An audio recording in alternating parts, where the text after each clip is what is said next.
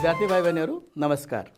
आज म कक्षा 9 को विज्ञान तथा प्रविधि अन्तर्गतको पहिलो एकाइको दोस्रो पाठ लिएर उपस्थित भएको छु र आजको पाठमा हामी मुख्य रूपले विज्ञानका विभिन्न क्षेत्रहरू, ती क्षेत्रबाट हामीलाई प्राप्त भएका पेशागत अवसरहरू अनि त्यसबाट प्राप्त भएका उपलब्धिहरूको बारेमा अध्ययन गर्नेछौँ। के कस्ता उपलब्धिहरू हामी पायौँ, यो संसारले पायो भन्ने कुराको अध्ययन गर्नेछौँ।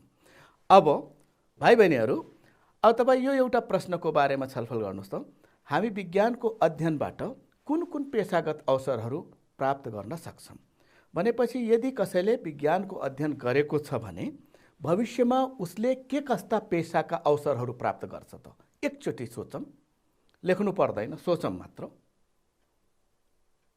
है। हाम्रो वरिपरि थुप्रै यस्ता व्यक्तिहरू हुनुहुन्छ जसले विज्ञानको अध्ययन गरेर विभिन्न पदहरूमा बसेर विभिन्न पेशाहरू अँगालेर आफ्नो जीवनयापन गरिराख्नु भएको छ है। र तपाईले नोट गर्नुभएको कुराहरू हामी पछि दोहोरिन्छ, त्यही भएर हामी पछि छलफल गर्छौँ। त्यो पहिला हामी विज्ञानका मुख्य क्षेत्रहरूको कुरा गरौँ। मुख्य क्षेत्रको कुरा गर्दाखेरि त मुख्य रूपले तीनटा मात्रै हो: भौतिक विज्ञान, रसायन विज्ञान र जीव विज्ञान। सबभन्दा पहिला यहाँ जीव विज्ञान राखिएको छ, जीव विज्ञान। त्यसपछि के भनेको थियो कि भौतिक विज्ञान वा फिजिक्स र रसायन विज्ञान वा केमिस्ट्री। यो तीनटा मुख्य हो। तपाईँ यो रुखमा पनि फलेको छ है विज्ञान, हेर्नुहोस् त, यो फेदतिर यहाँ मुख्य हाँगामा, मुख्य डाँठमा यहाँ के छ त विज्ञान छ। त्यसपछि यसको हाँगाहरूको टुप्पोमा हेर्नुहोस् केमिस्ट्री, रसायन विज्ञान, भौतिक विज्ञान फिजिक्स, जीव विज्ञान बायोलोजी, यहाँ फेरि भूविज्ञान र अन्तरिक्ष विज्ञान भनेर यहाँ दिएको छ भाइ बहिनीहरू। तर हामी यी सबैलाई एउटा अन्तर्विषयक क्षेत्रको रूपमा राख्न सक्छौँ। भू तथा अन्तरिक्षलाई हामी यहाँ सँगै राख्यौँ।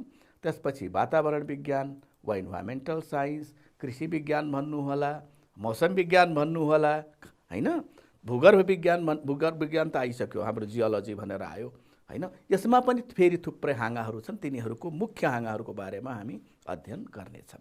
के हुन् त यो? जीव विज्ञानमा के अध्ययन गरिन्छ, भौतिक विज्ञानमा हामी के अध्ययन गर्छौँ, रसायन विज्ञानमा के अध्ययन गरिन्छ, भू तथा अन्तरिक्ष विज्ञानमा के अध्ययन गरिन्छ र वातावरण विज्ञानमा के अध्ययन गरिन्छ भन्ने कुरा हामी हेरौँ। तर मुख्य रूपले हामी तीनवटा हेर्छौँ: जीव विज्ञान, भौतिक विज्ञान, रसायन विज्ञान।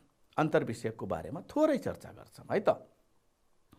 अब सबभन्दा पहिला ओहो यहाँ हेर्नुहोस् त के देखाइएको छ, फुलबुट्टाहरू। फुलबुट्टा हो त यही, यहाँ के हो के हो। यो भनेको जीव विज्ञानको केही सदस्यहरू यहाँ देखाइएको छ, जीव विज्ञानका केही भागहरू देखाइएको छ। सदस्य मैले जनावर र वनस्पतिलाई भन्यो भने जीव विज्ञानसँग सम्बन्धित विभिन्न अङ्ग, विभिन्न बनावट भएका वस्तुहरू यहाँ देखाइएका छन्। जीव विज्ञानमा प्रयोग हुने यन्त्रहरू देखाइएका छन् हैन, थुप्रै कुराहरू छन्। तर वास्तवमा जीव विज्ञान भनेको के हो त? आँखाले देख्न नसकिने सूक्ष्म जीवाणुदेखि, अझ तपाईँ विषाणु पनि भन्न सक्नुहुन्छ, यसभन्दा पनि सूक्ष्म विषाणु। विषाणु भनेको भाइरस, जीवाणु भनेको ब्याक्टेरिया हामी भन्छौँ इङ्ग्लिसमा है। जीवाणुदेखि बहुकोषीय ठुला स्तनधारी जीवहरूका बारेमा व्यवस्थित अध्ययन गरिने क्षेत्र जीव विज्ञान हो। मैले यहाँ किन विषाणु लेखिनँ, विषाणु सजीव हो कि निर्जीव हो भन्ने कुरै पत्ता लागेको छैन। अचम्मको छ नि त विषाणु, त्यही भएर यहाँ जीवाणु लेखिएको छ भाइ बहिनीहरू। ब्याक्टेरियालाई लेखिएको छ, ब्याक्टेरिया त सजीवको रूपमा पहिचान भएको छ।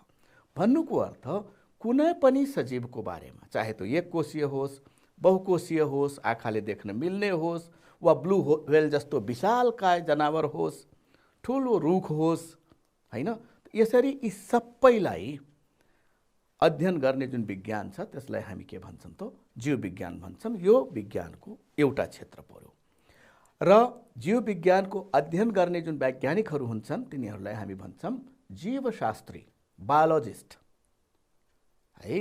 जीव विज्ञानको अध्ययन गर्ने जीव वैज्ञानिकहरूलाई हामी जीवशास्त्री है, बायोलोजिकल साइन्टिस्टलाई हामी बायोलोजिस्ट भनेर भन्छौँ।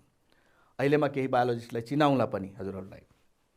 जीवशास्त्रीहरूले सजीवहरूका गुणहरू, प्रजनन, निष्कासन, श्वास प्रश्वास र जीवनशैलीको साथै शारीरिक संरचना, तिनको अन्य जीव अन्य जीवहरू तथा वातावरणसितहरूको अन्तर्क्रिया भनेपछि ती सजीवहरूले अन्य जीवहरूसँग आपसमा एकअर्कासँग कसरी अन्तर्क्रिया गर्छन्, वातावरणसँग कसरी अन्तर्क्रिया गर्छन्, यी सबै कुराहरूको बारेमा अध्ययन गर्ने गर्छन्।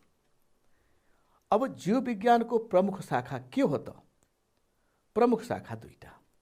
हुन त थुप्रै शाखाहरू छन् भाइ बहिनीहरू, तपाईँले बनाउने माइक्रोबायोलोजी भनेर सुन्नुभयो होला, थुप्रै बायोलोजीको अरू शाखाहरू छन्, तर मुख्य रूपले प्राणी विज्ञान वा जनावर विज्ञान जसलाई जुलोजी भनिन्छ र वनस्पति विज्ञान वा बोटनी है, यसका दुई प्रमुख शाखाहरू छन्, जुलोजी बोटनी अथवा प्राणी विज्ञान र वनस्पति विज्ञान। प्राणी विज्ञान भनेको जनावरहरूको अध्ययन गर्ने, वनस्पति विज्ञान भनेको बोट बिरुवाहरूको अध्ययन गर्ने है। केही जीवशास्त्रीहरूबाट हामी परिचित हौँ, पहिला पनि परिचित भइसकेका छौँ। चिन्नुभयो है यो दारी भएको हाम्रो ओल्ड म्यानलाई, चार्ल्स डार्विन है। के गरेथे यिनले? हो, क्रम विकासको सिद्धान्त प्रतिपादन गर्ने तिनी हुन्। त्यसबाहेक अरू पनि काम गर्नु अरू पनि देन छ डार्विनको है। अनि त्यसपछि उहाँले पनि चिन्नुभयो यो केराउको बिचमा भएको यिनी आनुवंशिकता वा हामी भनौँ आनुवंशिकतालाई हामी वंशज पनि भन्छौँ, हेरिडिटीको बारेमा पहिलो सिद्धान्त प्रतिपादित गर्ने हुन् ग्रेगर मेन्डल। ग्रेगर जन मेन्डल उनको पुरा नाम जोहान मेन्डल है। अनि त्यसपछि क्यारोलस लिनियस, यिनले वर्गीकरणको सबभन्दा पहिला पद्धति, यी सबै आफ्नो आफ्नो क्षेत्रको दिग्गजहरू है। क्यारोलस लिनियसले सजीवहरूको वर्गीकरण गर्ने सबभन्दा पहिला सिस्टमेटिक तरिकाले वर्गीकरण गर्ने तरिका दिएका हुन्। हाम्रो नेपाली साइन्टिस्ट पनि हुनुहुँदो रहेछ, हेर्नुहोस् त, हामी नाम सुनेको थिएन होला, मैले खोजेर नेपाली साइन्टिस्टहरूलाई यहाँ राखेका छु। हेर्नुहोस्, हाम्रो उहाँ हुनुहुन्छ प्रोफेसर पदम सिंखडा है। उहाँ हाम्रो पब्लिक हेल्थ साइन्टिस्टको रूपमा चिनिनु भएको छ।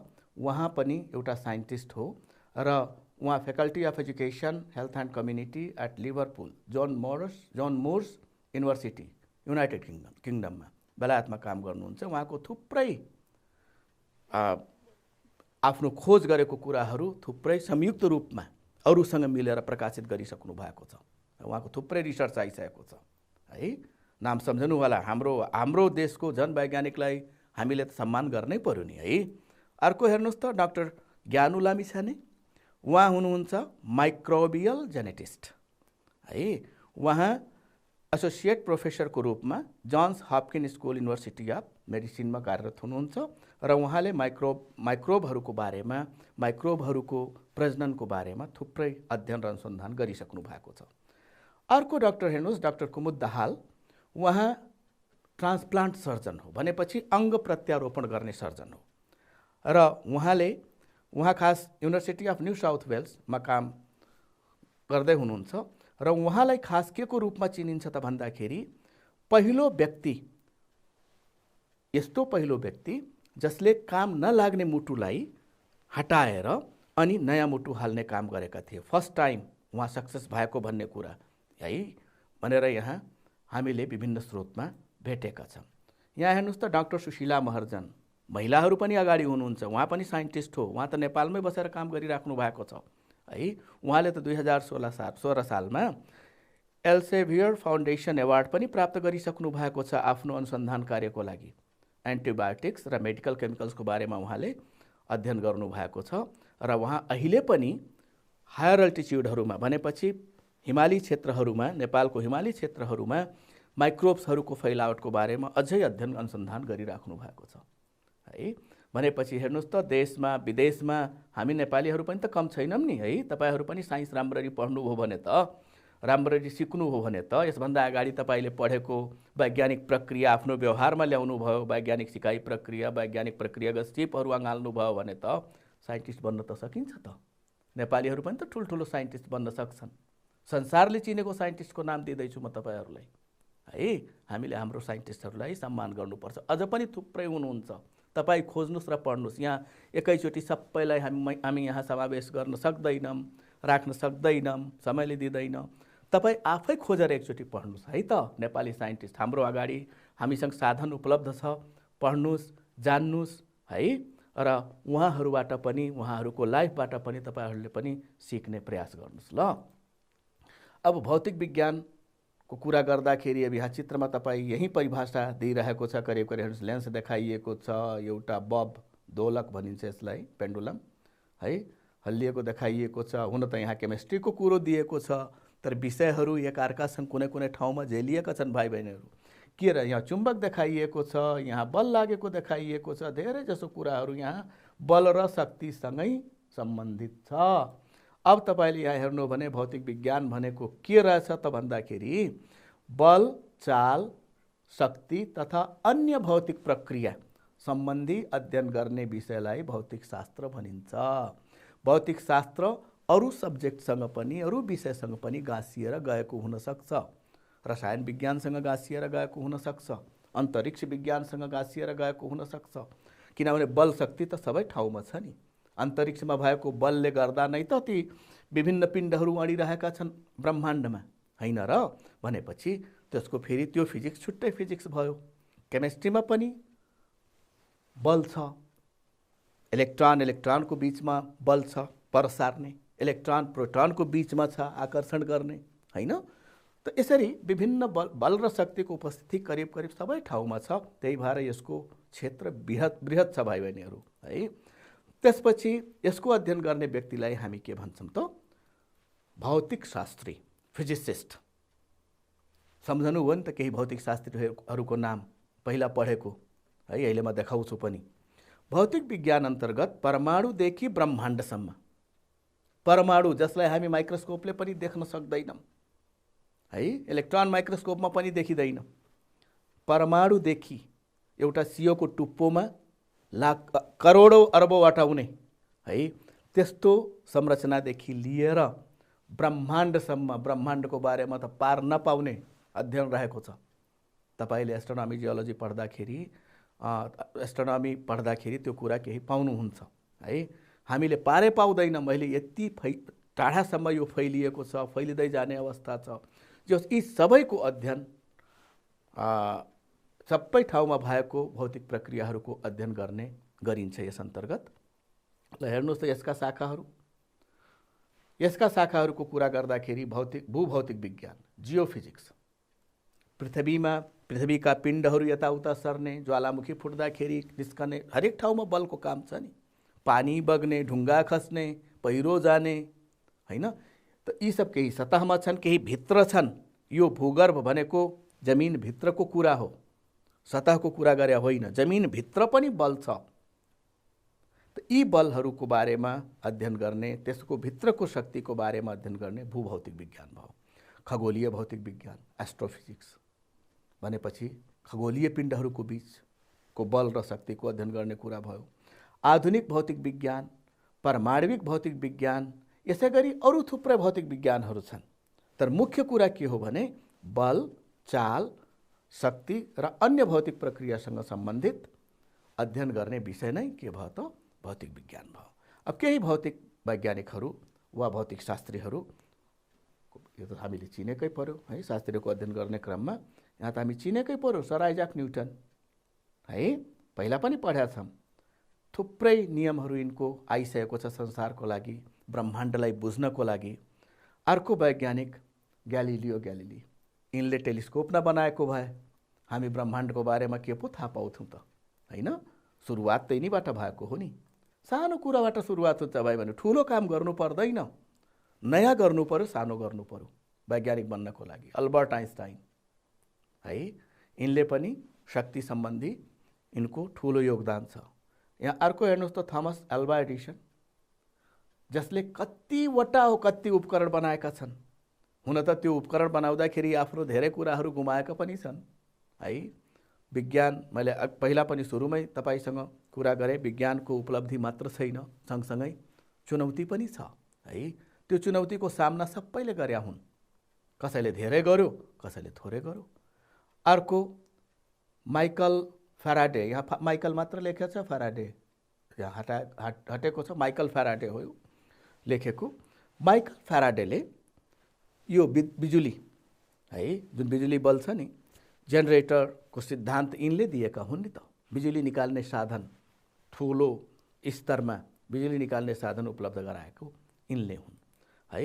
त्यसै गरी हेर्नुहोस् त, अलेक्जेन्डर भोल्टा पहिलो सेल बनाउने, विद्युत सेल, सेल भनेको फेरि जीवकोषको कुरा गरे होइन, पहिलो विद्युत सेल बनाउने व्यक्ति हुने नि है। त्यसै गरी यहाँ एकजना नेपाली साइन्टिस्ट पनि चिन्नुहुन्छ भाइ बहिनीहरू, नाम यहाँ दिया छ, गेहेन्द्र शमशेर जङ्गबहादुर राणा। उहाँ सेनामा जर्नल हुनुहुन्थ्यो र यिनी सेनाको लागि आवश्यक पर्ने साधनहरू, एउटा यहाँ तोप देखाइराखिएको छ, यहाँ थुप्रै साधनहरू यिनले निर्माण गरेका थिए। तिनी पनि हाम्रो नेपालको लागि पहिलो साइन्टिस्ट हुन्, नेपालको पहिलो वैज्ञानिकको रूपमा तपाईँले उहाँले चिन्नुपर्छ।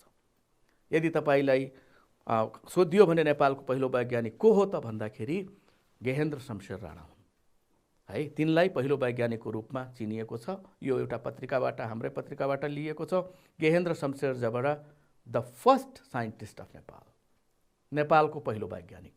र यिनको काम त्यही बल र शक्तिसँगै भएको हुनाले गर्दा यिनलाई मैले यहाँ फिजिक्सको समूहमा, भौतिक शास्त्रीको समूहमा यहाँ परिचित गराउने प्रयास गरेको छु।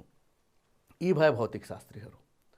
अब तपाईँ रसायन विज्ञानको कुरा गर्दाखेरि रसायन विज्ञान भनेको के हो त? यहाँ त उही झोल कतै राखेको देखिएको छ, यहाँ फेरि के देखाएको छ है, चिनिएन है।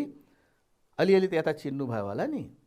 यी तत्त्वहरू, यो ब्लकहरूमा तत्त्वहरूको नाम देखाइएको छ, पिरियाडिक टेबलको टुक्रा जस्तो छ यो है।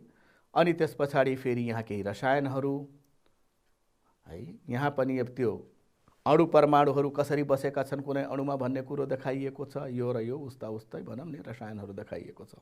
भनेपछि पक्कै यो पदार्थको गुणसँग सम्बन्धित रहेको छ। पदार्थ र तिनका गुणहरूमा कसरी परिवर्तन आउँछ भनी व्यवस्थित अध्ययन गरिने क्षेत्र नै रसायनशास्त्र हो।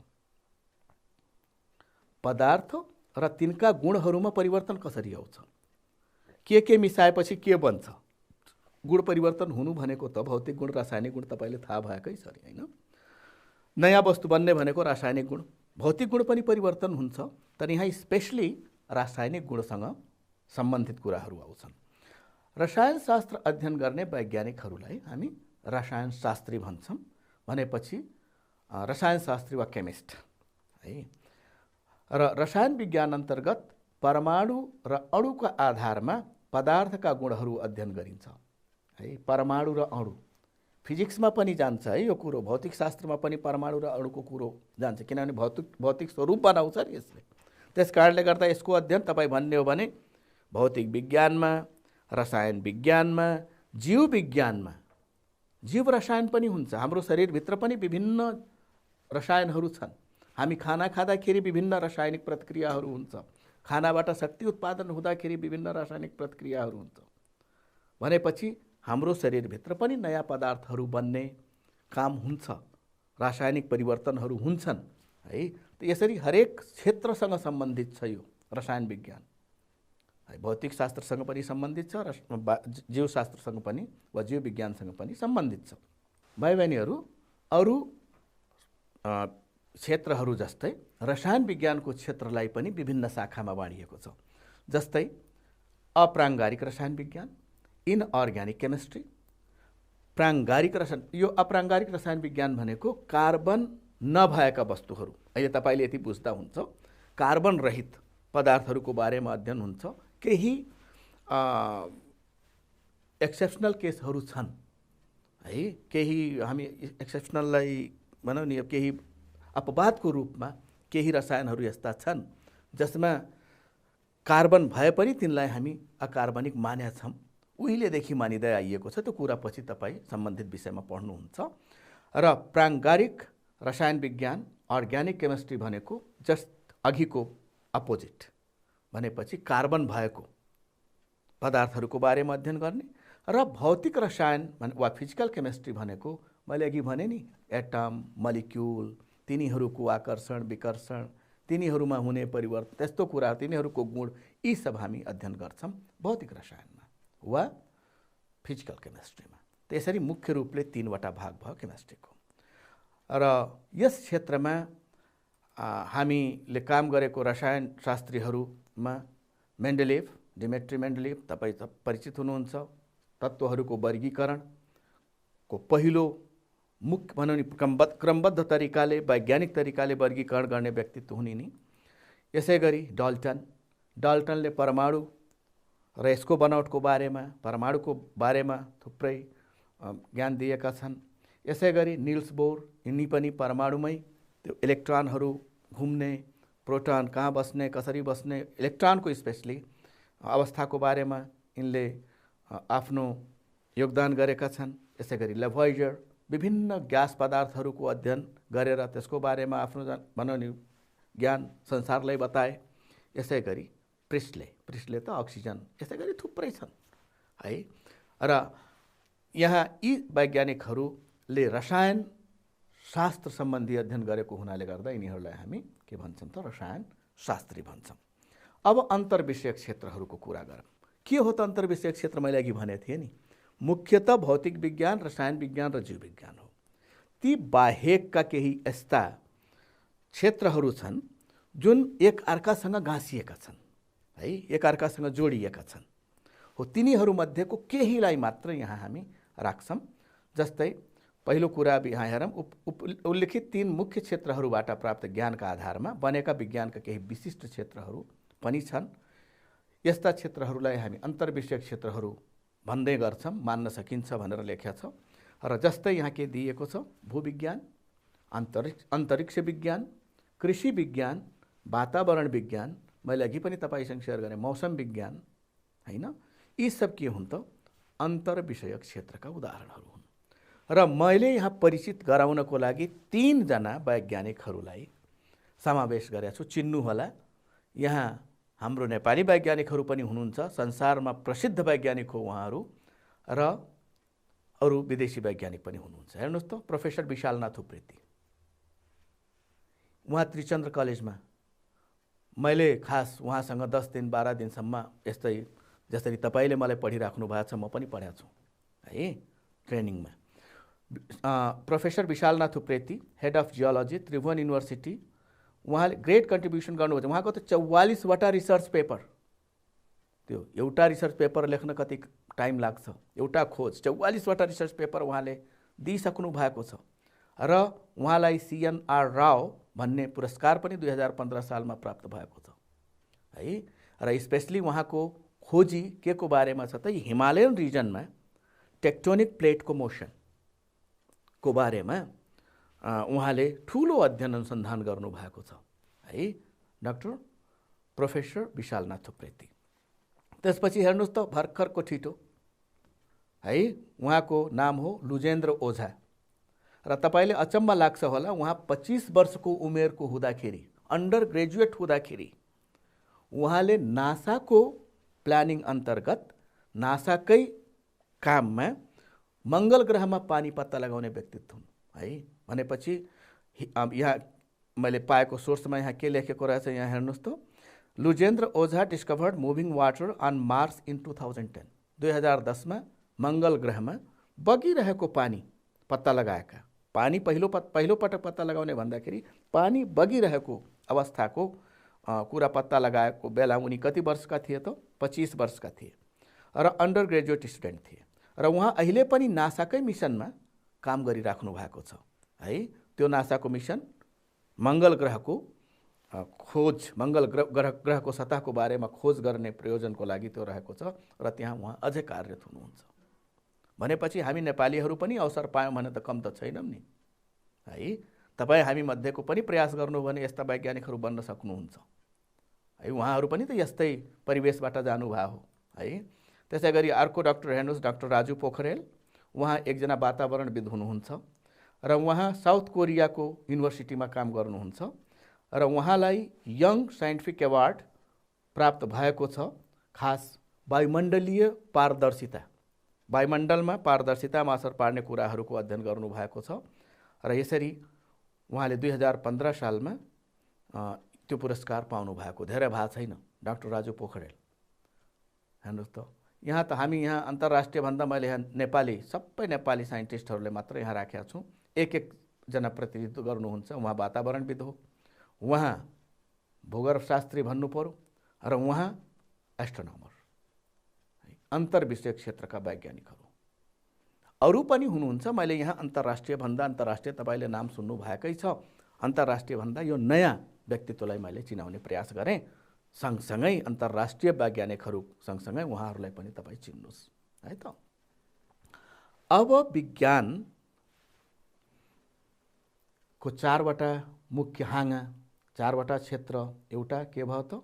जीवविज्ञान, त्यसपछि भौतिक विज्ञान, त्यसपछि रसायन विज्ञान र अन्तर्विषयक क्षेत्र। यी 4वटा मुख्य भाग भयो। जीवविज्ञानका मुख्य शाखाहरू प्राणी विज्ञान र वनस्पति विज्ञान अहिलेसम्म हामी पढेको दोहोऱ्याउँदैछौँ। त्यसपछि भौतिक विज्ञानमा भौतिक विज्ञान, खगोलीय भौतिक विज्ञान, आधुनिक भौतिक विज्ञान र परमाणुविक भौतिक विज्ञान, अप्राङ्गारिक रसायन विज्ञान, प्राङ्गारिक रसायन विज्ञान र भौतिक रसायन विज्ञान। यी रसायन विज्ञानका शाखाहरू भए। यसै गरी अन्तर्विषयक क्षेत्रमा भूविज्ञान, अन्तरिक्ष विज्ञान, कृषि विज्ञान र वातावरण विज्ञान। अरू पनि छन्, कृषि विज्ञान, मौसम विज्ञान, हैन, जलवायु विज्ञान भनेर पनि हुन्छ। त यसरी थुप्रै शाखाहरू छन् जसमध्येको प्रमुख शाखा तपाईँलाई चिनाउने प्रयास गरियो। यो चिनाउनुको कारण के हो त? यहाँबाट पनि तपाईँले के पढेपछि के बनिन्छ पछि भन्ने कुराको लागि तपाईँले बाटो खुलाउँछ है। सबैको आफ्नो आफ्नो क्षेत्र छ, आफ्नो आफ्नो क्षेत्रमा काम गर्ने तरिका फरक फरक छ, फरक फरक कुराहरूको अध्ययन गरिन्छ, त्यसलाई मद्दत पुग्छ। अब कति बुझ्नु भएको छ भन्ने कुराको लागि पहिला विज्ञानका प्रमुख क्षेत्रहरू के हुन् त लेखिहाल्नुहोस् त सम्झेर। रसायन विज्ञान भनेको के हो? जीव विज्ञानका प्रमुख शाखाहरू के हुन्? कुनै 3वटा अन्तर्विषयक क्षेत्रको नाम बताउनुहोस् र कसलाई भौतिक शास्त्री भनिन्छ? ल, छोटोमा लेख्नु होला तपाईले सजिलोको लागि। मैले अब एकचोटि तपाईले विज्ञानको विभिन्न हाँगालाई यहाँ यसरी पनि हेर्न सक्नुहुन्छ। यदि यहाँ राखौँ विज्ञान है, विज्ञानको 3वटा हाँगा मुख्य भयो हैन। तपाई काम गर्दै गर्नुस् र म यहाँ तपाईले अलिकति सघाउने, फेरि दोहोऱ्याएर म यहाँ तपाईले बताउँदै छु। एउटा त के भयो? जीव विज्ञान, अर्को भौतिक विज्ञान, अर्को रसायन विज्ञान। यो प्रमुख है, प्रमुख 3वटा विषय। त्यसपछि केही क्षेत्रहरू जेलिएका छन्, जोडिएका छन्, तिनीहरूलाई अन्तर्विषयक क्षेत्रको रूपमा लिइन्छ। यो यी भए विज्ञानका क्षेत्रहरू। अब त्यसका शाखाहरू तपाईँ सम्झने प्रयास गर्नु होला है त। ल, अब यसपछि विज्ञानका विभिन्न क्षेत्र र तिनका पेशागत अवसरहरूको बारेमा हामीले हेर्दाखेरि जीव विज्ञानका शाखाहरू पहिला हेर्नुस्। हामी अहिलेसम्म प्राणी विज्ञान र वनस्पति विज्ञान मात्र हेर्यौं। अब यहाँ हेर्नुस् जनन विज्ञान, जेनेटिक्स, माइक्रोबायोलोजी भनेपछि सूक्ष्म सजीवहरूको बारेमा अध्ययन गर्ने बायोलोजी। त्यसमा जनावर पनि पढ्न सक्छ, जुलोजी पनि जनावर पनि हुन सक्छ, वनस्पति पनि हुन सक्छ। मेडिकल साइन्स, यो हाम्रो स्वास्थ्य सम्बन्धी कुराहरूको बारेमा अध्ययन गर्ने। बायोटेक्नोलोजी है, केही यस्ता प्रविधिहरू छन् जुन प्रविधिहरूको प्रयोग गरेर नयाँ नयाँ प्रजातिहरू पनि उत्पादन हुने हुन्छ हैन। नयाँ प्रजातिको उत्पादन गर्ने काम पनि हुन्छ जेनेटिक्स र बायोटेक्नोलोजी युज गरेर, प्रयोग गरेर। र यसरी यी शाखाबाट हामीले यो पढ्दाखेरि जीवशास्त्री बन्न सक्छौं, चिकित्सक बन्न सक्छौं, जेनेटिक इन्जिनियर बन्न सक्छौं। भनेपछि यहाँ इन्जिनियर पनि बन्न सकिन्छ, जेनेटिक इन्जिनियर, जेनेटिक्स पढेर। बायोटेक्नोलोजिस्ट बन्न सक्छौं हैन। चिकित्सक भन्ने कुरा तपाईले मेडिकल साइन्स पढ्नु पर्यो। माइक्रोबायोलोजिस्ट पढेर हामी अब त्यो चिकित्सकतिर पनि, चिकित्सा क्षेत्रमा पनि जान सकिन्छ यो पढेर हैन। यसरी यी शाखाहरूबाट पाइने पेशागत अवसरहरू भयो। अर्कोसँग थप्नुस् है, शिक्षक त जहाँ पनि बन्न सकिन्छ, जुनसुकै पढेर। त्यो कुरा पढाउनलाई मान्छे त चाहियो नि, झन् बृहत छ है। अनि त्यसपछि भौतिक शास्त्र वा फिजिक्स। यसमा अब भौतिक शास्त्रमा त तपाईलाई खास अघि astrophysics geophysics, modern physics, nuclear physics जस्तो कुराहरू दिएको थियो, अझ थप दिइरहेको छ। न्युक्लियर फिजिक्स र एटमिक फिजिक्स झन्डै झन्डै उस्तै हुन्। अप्टिक्स है, आँखा सम्बन्धी लेन्स सम्बन्धी सरी। त्यसपछि एस्ट्रोफिजिक्स आयो, मोडर्न फिजिक्स कुरा भइसक्यो। इन्जिनियरिङ यो पनि भौतिक शास्त्रकै शाखा हो। रेडियोग्राफी जुन विभिन्न इलेक्ट्रोनिक सामानहरू हुन्छन् स्वास्थ्य क्षेत्रमा प्रयोग हुने, रेडियोग्राफी एक्सरे लिने काम हुन्छ। त्यसपछि आइसियू वाला काम हुन्छ हैन। त्यसपछि तिनीहरू सबै रेडियोग्राफीमा आउने भयो। अनि त्यसपछि नापसँग सम्बन्धित। अनि यसको अध्ययनबाट के कस्ता के बन्न पाइन्छ त पछि इन्जिनियर त भौतिक शास्त्र पढेर पनि पाइन्छ। रेडियोलोजिस्ट है, नापतौल विज्ञ, भौतिक शास्त्री, यी अवसरहरू हामी यस्ता सब्जेक्टहरू पढेर पाउँछौँ। रसायन शास्त्रको जुन शाखाहरू छ, organic chemistry, inorganic chemistry, physical chemistry, biochemistry, न्यानो केमिस्ट्री है। न्यानो भनेको किन न्यानो केमिस्ट्री भनियो? अति सूक्ष्म रचनाहरू। न्यानो भनेको त 10⁻⁻9 हो नि शाब्दिक अर्थ है। 10⁻⁻9 डेसिमल पछि 8 वटा 0 लेखेर 1 लेख्नुस्। 8 वटा 0 लेख्नुस्, दशमलव पछाडि र 1 लेख्नुस्। त्यो कति हो? त्यति भाग कुनै वस्तुको न्यानो हो भनेपछि निकै सूक्ष्म रचनाहरूको, केमिस्ट्रीमा भएका सूक्ष्म रचनाहरूको अध्ययन हो यो। अनि यो पढेर फार्माकोलोजिस्ट, रसायनशास्त्री, रसायन इन्जिनियर यस्ता पेशागत अवसरहरू प्राप्त हुन्छन् भने अन्तर्विषयक क्षेत्रहरूबाट, अन्तर्विषयक क्षेत्रमा कोही भूविज्ञान पढेको हुनसक्छ, कोही खगोल विज्ञान पढेको हुनसक्छ, कोही वातावरण विज्ञान पढेको हुनसक्छ, कोही कृषि विज्ञान पढेको हुनसक्छ हैन। यी जुन अन्तर्विषयक क्षेत्रहरू छन् त्यसको पढाइबाट पछि अगाल्न सकिने पेशाहरू भूगर्भविद, खगोलविद, बाली विज्ञ, माटो विज्ञ, वातावरणविद यस्ता अवसरहरू प्राप्त गर्न सकिन्छ है। भनेपछि थुप्रै पेशागत अवसरहरू छन् र तपाईले यहाँ हेर्नुभयो भने सम्मानित पेशाहरू छन् भाइ बहिनीहरू, यहाँ सम्मानित पेशाहरू छन् है। अनि अहिलेसम्मको विज्ञानका विभिन्न क्षेत्रका उपलब्धिहरू के रहे भन्दाखेरि यहाँ 3 वटा मात्र मुख्य क्षेत्र लिइएको छ भनेर साध्य छैन, थुप्रै छ। हाम्रो जीवन जुन अहिले सहज भइरहेको छ, अहिले तपाईहरुसँग म अगाडि आइरहेको छु, यो पनि यही विज्ञानको देन हो हैन। त्यसकारणले गर्दा विज्ञानको देनले हाम्रो जीवनलाई अति नै सहज बनाएको छ, मान्छेलाई झन् व्यस्त बनाइदिएको छ है आजभोलि। अब हेर्नुस् त जीव विज्ञानबाट सर्जरी भनेको अपरेसन गरेर रोग निको पार्ने, अपरेसन गरेर अरू काम पनि गर्ने गरिन्छ, नयाँ अङ्ग थप्ने, पुरानो अङ्ग निकाल्ने कामसम्म पनि हुन्छ। चिकित्साको साथसाथै अरू काम पनि हुन्छ।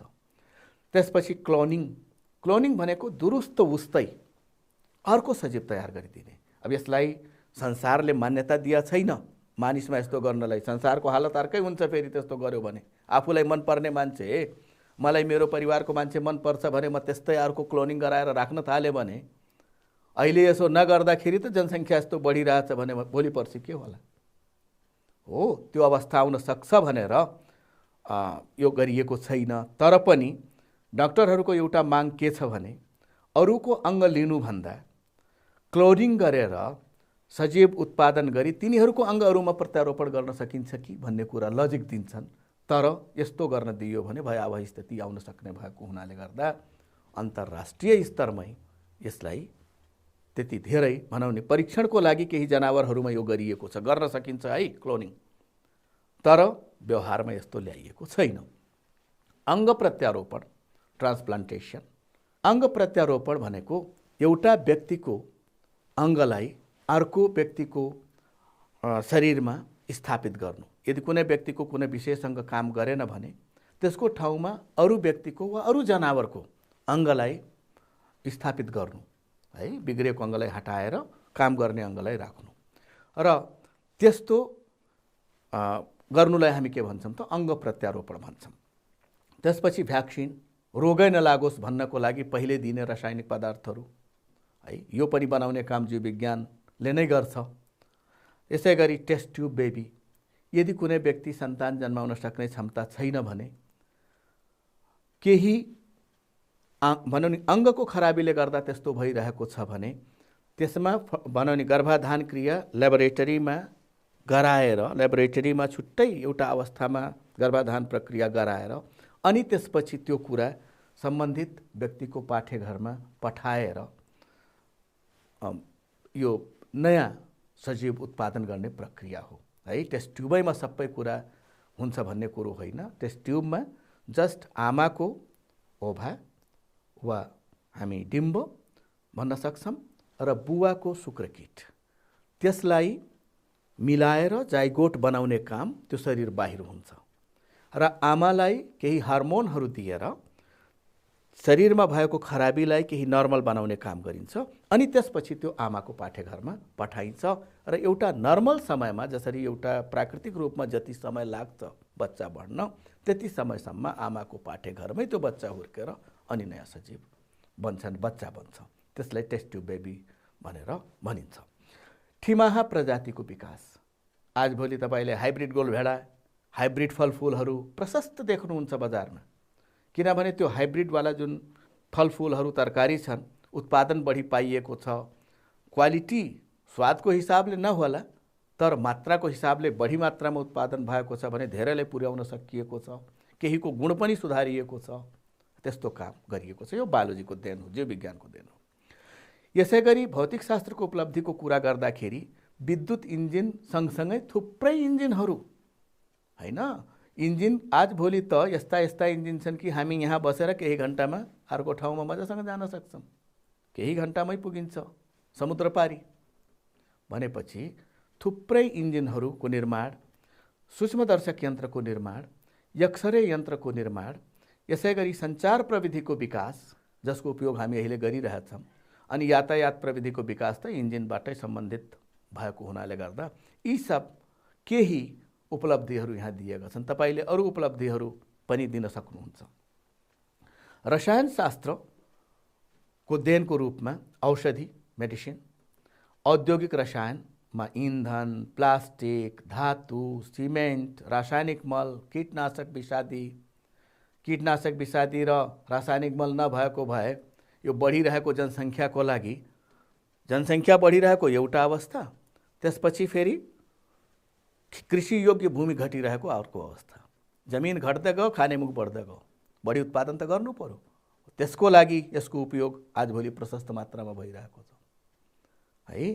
यति बढी उपयोग भएछ कि नोक्सान गर्ने अवस्थामा छ, त्यो त छँदैछ, तपाईँले पछि पढ्नु होला। त यी भए विज्ञानका केही उपलब्धिहरू, विज्ञानबाट प्राप्त केही उपलब्धिहरू जसको प्रयोगले मानिसको जीवन स्तर उकासिएको छ अनि त्यसपछि मानिस पहिलाभन्दा स्वस्थ अनि त्यसपछि पहिलाभन्दा बढी आयुसम्म बाँच्ने अनि सुख सुविधा उपभोग गर्ने, त्यति दुःख गर्न नपर्ने अवस्था छ। अब अहिलेसम्म हामी जुन कुरा पढ्यौँ त्यसलाई म पहिला एकचोटि तपाईँलाई दोहोऱ्याउँ छोटोमा। हामी विज्ञानका विभिन्न क्षेत्रहरू पढ्यौँ, 4वटा क्षेत्रहरू, 3वटा मुख्य क्षेत्र, त्यसपछि अन्तर्विषय क्षेत्रहरू र तिनका शाखाहरूको बारेमा अध्ययन गऱ्यौँ। ती सब विषयगत क्षेत्रहरूसँग सम्बन्धित हामी वैज्ञानिकहरूको कुरा गऱ्यौँ अनि त्यस पछाडि विज्ञानका विभिन्न क्षेत्रहरूबाट हामीले के कस्ता पेशागत अवसरहरू प्राप्त गर्न सक्छौँ, त्यसका के कस्ता उपलब्धिहरू छन्, ती कुराको बारेमा अध्ययन गऱ्यौँ। अब तपाईँले कति बुझ्नु भएको छ भन्ने कुरा यी प्रश्नहरूबाट जाँच्नुहोस्। ल, पहिलो प्रश्न, क्लोनिङ विज्ञानको कुन क्षेत्रको उपलब्धि हो? टिक लाउनुहोस् है त, टिक मात्र लाउनुहोस् वा क ख ग घ मात्र लेख्नुहोस्, सार्नु परेन। हेर्नुहोस् त तपाईँले लेखेको मिल्यो। अर्को, वातावरण विज्ञान अन्तर्गत के को अध्ययन गरिन्छ? जङ्गली जनावरको मात्र, सजीव र निर्जीव दुवै, जङ्गली वनस्पति मात्र वा नदी खोला र पहाड? के लाग्छ? सजीव र निर्जीव दुवै है, एउटा कुरा मात्र निर्जीवको मात्र वा सजीवको मात्र गरिँदैन। विज्ञानको जुनसुकै प्रमुख क्षेत्रको अध्ययन गरेपछि पाइने पेशागत अवसर कुन हो? शिक्षक त भन्नु होला है, त्यस बाहेकको कुरा गर्नुहोस् नि, यहाँ छ, यसमध्येको छान्नुहोस्। शिक्षक भन्नुभएको ठिकै छ, यहाँ भएको मात्र छान्नुहोस् है त। छान्नुभयो? ल हेरौँ त, इन्जिनियर है, फिजिक्स पढेर पनि इन्जिनियर, बायोलोजी पढेर पनि इन्जिनियर, त इन्जिनियरको किसिम फरक हुन्छ, जेनेटिक इन्जिनियरको कुरो आयो नि हैन। यसै गरी तपाईले केमिस्ट्री पढे पनि केमिकल इन्जिनियर, कम्प्युटर पढियो कम्प्युटर इन्जिनियर हैन। ल भ्याक्सिन विज्ञानको कुन विषय क्षेत्रको उपलब्धि हो? केमा आयो पनि जीव विज्ञानै रहेछ। यी प्रश्नहरूको उत्तर तपाईले लेखेर आफ्नो गुरुबा गुरुआमाले देखाउनु होला है त। विज्ञानका प्रमुख क्षेत्रहरूको नाम लेख्नुहोस्, प्रश्न सारिहाल्नुहोस्। भौतिक विज्ञान र रसायन विज्ञानमा के फरक छ? रसायन विज्ञानका कुनै 3 वटा पेशागत अवसरहरूको नाम उल्लेख गर्नुहोस्। जीव विज्ञानका कुनै 3 वटा उपलब्धिहरू उल्लेख गर्नुहोस्। विज्ञानका उपलब्धिहरूले हाम्रो जीवनलाई सहज बनाउँछन् भन्ने भनाइको पुष्टि गर्नुहोस्। मलाई लाग्छ आजको पाठमा जे जति कुरा सिकाइयो तपाईले राम्ररी बुझ्नु भएको होला। अब आजको लागि यति नै है। नमस्कार।